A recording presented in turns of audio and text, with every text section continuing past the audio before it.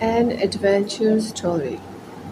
Michael has been sailing around the world with his parents in a boat called Peggy Sue. Michael is also a proper noun and Peggy Sue is also a proper noun, and you will see they are capitalized as well. Sailing around the world means that they want to discover the new adventures, new locations, नई जगहों को तलाश करना चाहते थे. In a fierce storm, fierce adjective है, storm noun है. fierce mean होता है बहुत ज़्यादा खौफनाक या तूफानी. In a fierce storm, Michael and his dog Stella were almost washed into the sea. कि इतना तेज़ खौफनाक तूफान था कि वो उनकी बोट तो गायब हो गई, लेकिन इसके साथ साथ वो उनको भी बहा ले गया. They are now on a remote desert island. अब वो कहाँ पर ले गया तूफ़ानी लहरें उन्हें? एक दूर दराज के जजीरे में. But it seems that they are not alone. ऐसा लगता था कि वो वहाँ पर अकेले नहीं हैं. Someone keeps giving them food. कि कोई उन्हें वहाँ पर खाना भी दे रहा है. Storm at sea. समंदर में तूफान. A storm broke over the island that night. कि उस रात आइलैंड में बहुत शदीद किस्म का तूफान आया. Such a fearsome storm, such a thunderous crashing of lightning overhead, such a din of rain and wind that sleep was quite impossible. This is the full sentence. इसमें सच की रेपिटिशन हुई है. सच मीन्स कि जब किसी चीज़ को एग्जाम्पलीफाई किया जाए. सच ए फियरसम स्ट्रॉन्ग कि इतना तेज़ तूफ़ान था कि आपको आवाज़ें या चीज़ें या उनकी वहशत ही डरा दे कि डरा देने वाला. अब इसको मज़ीद एग्जाम्पलीफाई किया गया, ग्लोरीफाई किया गया, इसको एक्सप्लेन किया गया. Such a thunderous crashing of lightning overhead. अब इसमें थंडरस जो है वो यहाँ पर एडजेक्टिव है, और जो क्रैशिंग है वो यहाँ पर वर्ब है, ऑनोमेटोपिया है, यानी कि ऐसे वर्ड्स जो साउंड को एक्सप्लेन करते हैं. लाइटनिंग, बिजली की जो गरज थी जब वो किसी चीज़ से टकराती थी और वो टकरा के जब वो चीज़ टूटती थी उससे जो आवाज़ पैदा होती है उसको क्रैशिंग कहते हैं. थंडरस होता है कि बिजली की गरज. एक तो बिजली की गरज और चमक की आवाज़ थी, दूसरा क्रैशिंग जब वो किसी चीज़ से स्ट्राइक कर रही थी या हिट कर रही थी. When it is hitting and it is making a noise. Such a thunderous crashing of lightning overhead. ठीक है, बिजली की जो खौफनाक किस्म की आवाज़ थी वो आ रही थी. सच ए डिन ऑफ रेन एंड विंड. अब जो तूफ़ान होता है उसमें बारिश की जो आवाज़ है या जो हवा की आवाज़ है वो भी बहुत खौफनाक होती है. It seems that like ghost were wavering around and making a lots of noises. तो डिन कहते हैं ऐसी खौफनाक आवाज़ को कि वहाँ पर सच ए डिन of rain and wind. That sleep was quite impossible. Quiet mean मुकम्मल, completely. Sleep was quite impossible कि उस रात सोना नामुमकिन हो गया. Great waves. Great wave roared.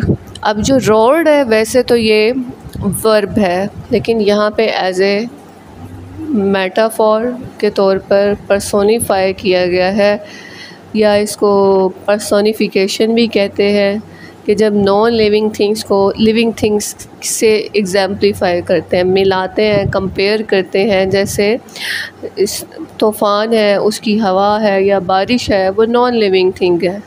और जो लायन की जो साउंड है that is a living thing sound. When we are going to compare non living thing sound with living thing sound we called it personification. Great waves roared. बहुत ज़्यादा चिंगाड़ रही थी. Inform the ocean pounding the beach. Pounding होता है जैसे हमारा heart थ्रॉप करता है, हिट करता है या बीट करता है, तो बिल्कुल इसी तरह बार बार वो टकराती थी। ये एक इमेज भी दे रहा है कि वो वापस आती थी फिर जाती थी। Pounding the beach and shaking the ground beneath me. और नी ग्राउंड से मुराद यहाँ मिट्टी है, सॉइल है, कि वो मेरे नीचे से भी ज़मीन लेके जा रही थी, हालांकि वो एक केव में था। I spread out my sleeping mat at the very back of the cave. इसी वजह से कि क्योंकि वो केव के कॉर्नर में खड़ा हुआ, फ्रंट में खड़ा हुआ देख रहा था, तो उसने स्लीपिंग मैट जो था वो बहुत पीछे बिछाया था कि बारिश वहाँ ना आए और ना वहाँ की मिट्टी ले जाए, वो कुछ तो सो जाए। It was fully 4 days before the storm blew itself out. But even during the worst of it, I would find my fish and fruit breakfast waiting for me every morning. तो जनरली पहले ये ज़िक्र हुआ था कि उसने कहा था कि ऐसा लगता था कि मैं इस जगह पर आइलैंड पे अलोन नहीं हूँ, बल्कि कोई मेरे साथ है और मुझे नाश्ता फराहम किया जाता है। स्टॉर्म की कंडीशन को बताया जा रहा है और साथ बताया जा रहा है कि इस कंडीशन में भी मुझे नाश्ता में फ़िश और फ्रूट प्रोवाइड किया जा रहा है। Again I am reading the line, it was fully full days before the storm blue itself out, कि 4 दिन तक, मुकम्मल 4 दिन तक, जब तक कि स्टॉर्म मुकम्मल तौर पर ख़त्म नहीं हो गया। But even during the worst of it, लेकिन अपने बदतरीन लम्हों में या जब ये बहुत इंटेंसिटी में भी होता था,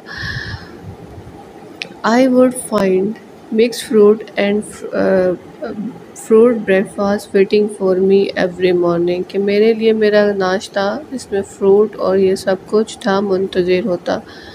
Stella and I kept to the shelter of our cave. Stella dog का नाम है। हम दोनों शेल्टर मतलब एक पनाहगाह के तौर पर अपने ही केव में रहते थे।